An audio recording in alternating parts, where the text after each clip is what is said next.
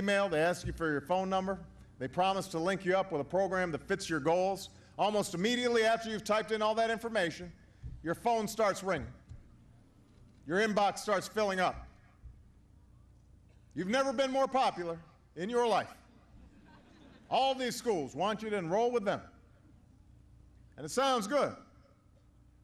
Every school and every business should be out there competing for your skills and your talent and your leadership. Everything that you've shown in uniform.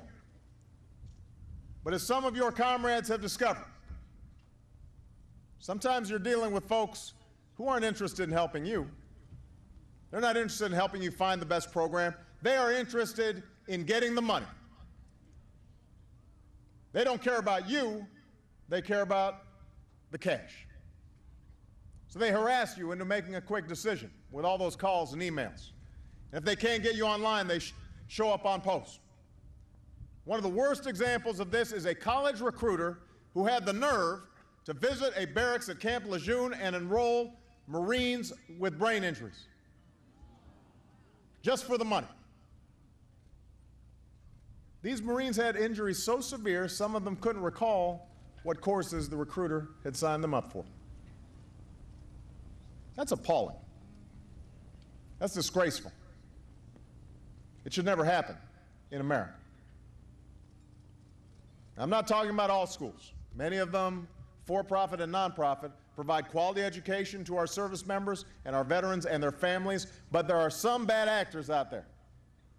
They'll say you don't have to pay a dime for your degree, but once you register, they'll suddenly make you sign up for a high-interest student loan. They'll say that if you transfer schools, you can transfer credits, but when you actually try to do that, you suddenly find out that you can't. They'll say they've got a job placement program when in fact they don't. It's not right.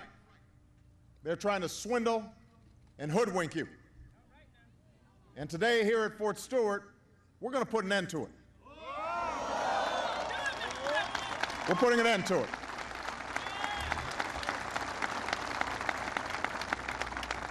The executive order I'm about to sign will make life a whole lot more secure for you and your families and our veterans, and a whole lot tougher for those who try to prey on you.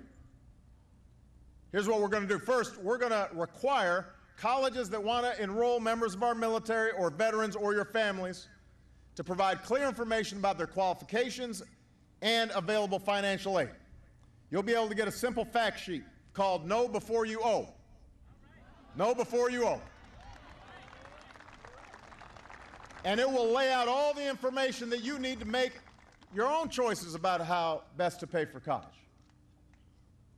Second, we're going to require those schools to step up their support for our students.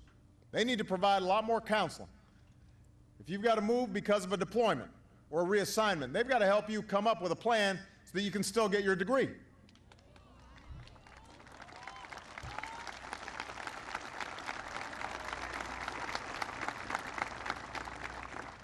Number three, excuse me.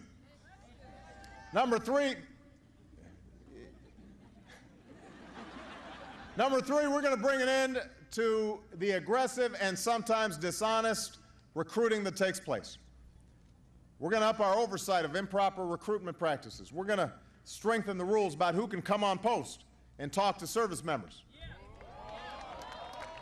And we're going to make it a lot easier for all of you to file complaints and for us to take action when somebody's not acting right. This is about making sure you succeed, because when you succeed, our country succeeds. It's that simple. After all, at the end of World War II, so many Americans like my grandfather came home to new opportunities.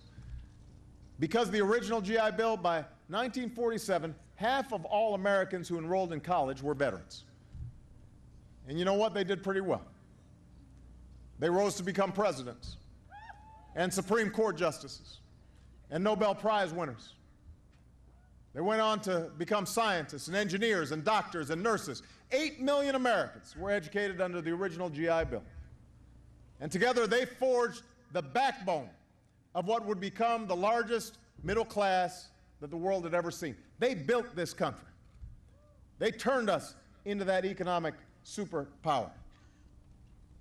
And we can do it again.